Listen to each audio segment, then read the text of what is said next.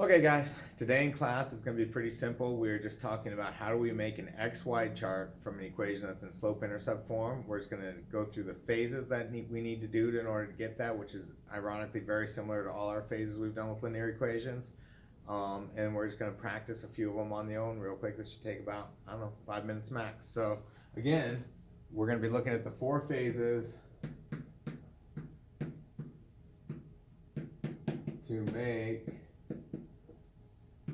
an XY chart from an equation that's in y equals mx plus b format. Okay, so if we look at these, we're going to have phase one is going to be identify the slope and the y-intercept. Okay, phase two will be make an XY chart. Phase three will be apply the slope.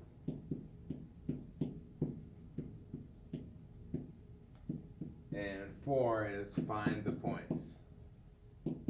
Okay, so that's all we're going to do for each one. Given an equation in slope-intercept form, we're going to identify the slope, we're going to identify the y-intercept, we're going to make our XY chart, we're going to apply the slope to that XY chart, and then we're going to find all the additional points we need to find.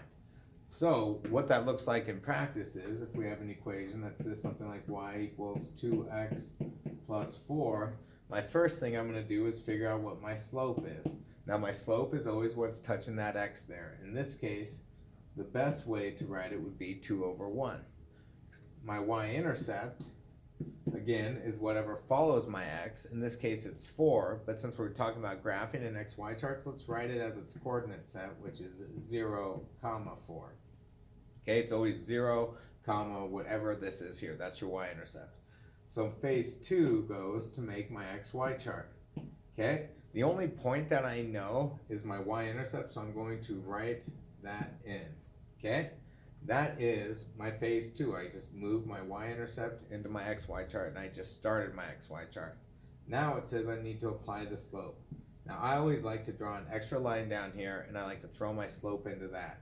So my y value or my vertical value goes on my y side and that's plus 2, and my x value or my change in x is on the bottom, which is plus 1.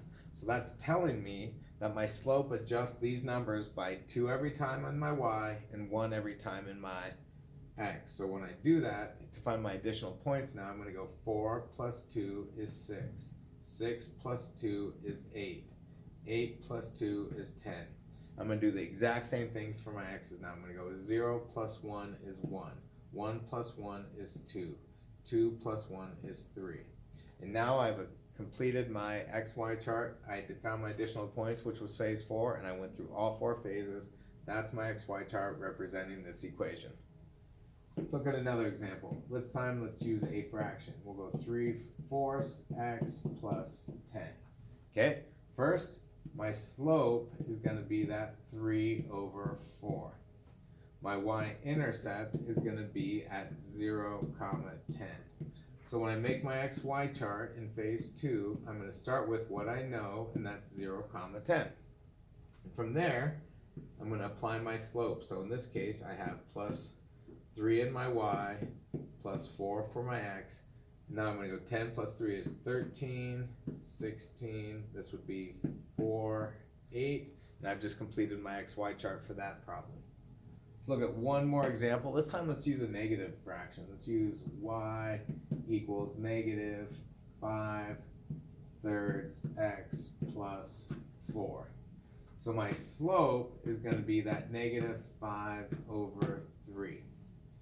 My y-intercept is going to be that 4, which I'm going to write as 0, 4.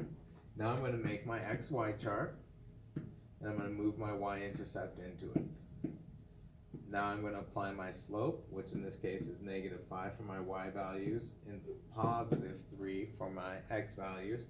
4 minus 5 is negative 1, minus 5 is negative 6, minus 5 is negative 11. 0 plus 3 is 3, plus 3 is 6, plus 3 is 9. And I've done it. that's all we're really working on in class today, is getting really good at finding those additional points. That sets the foundation for where we're going to go from here. So thank you for your time.